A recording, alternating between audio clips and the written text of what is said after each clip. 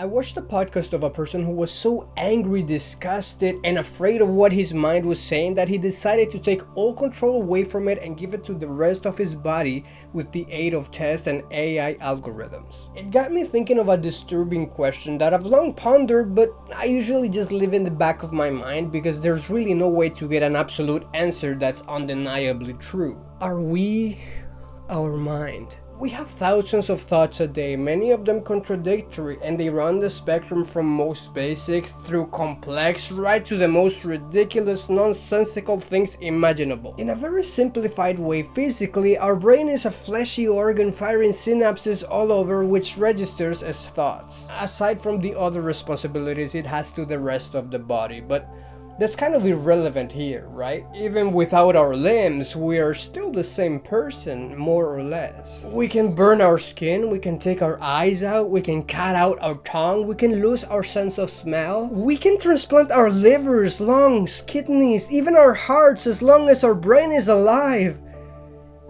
It's still us. Because that's where our thoughts reside. Our brain processes life and creates thoughts. But our mind is the prioritized and curated thoughts selected to make up our identity, which drive our actions, and our identity and how we act.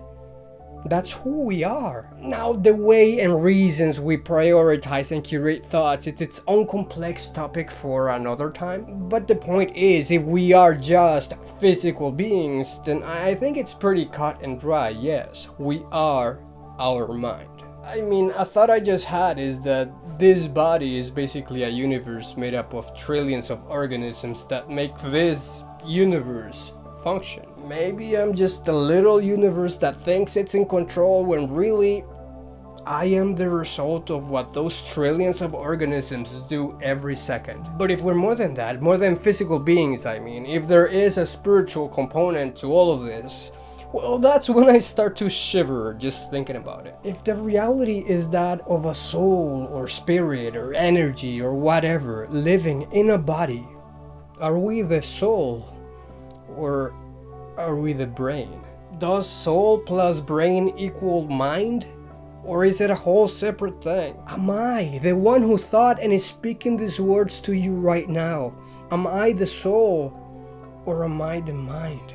Or some combination of both? Is it a situation where the soul plugged into the body like the Matrix or an avatar and the thoughts come from the soul? Or is the body more like a fleshy consciousness that thinks on its own when it's powered by the soul? In that sense, the soul would be more like a battery than anything else. Or maybe it's two entities working together to create one, and maybe that's why thoughts are so all over the place and contradictory. Maybe who we are is the ways in which the mind and soul align. Or what if the soul is conscious but doesn't really participate? What if it's more like a passenger taking a ride in our body? Maybe for educational purposes, maybe the experience, or maybe just entertainment. Like I said, there really is no way to reach an answer here, and the deeper you go, you just come up with more and more questions. But it always comes back to this: am I my mind? When this body dies and my brain with it,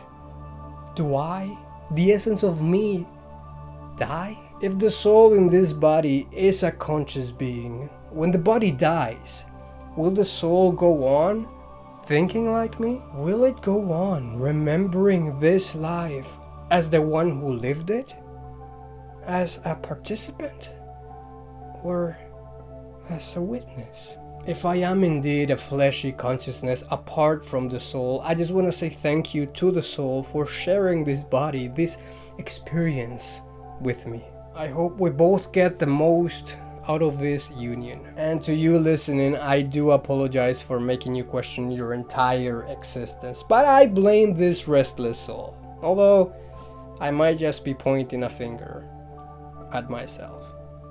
Who knows?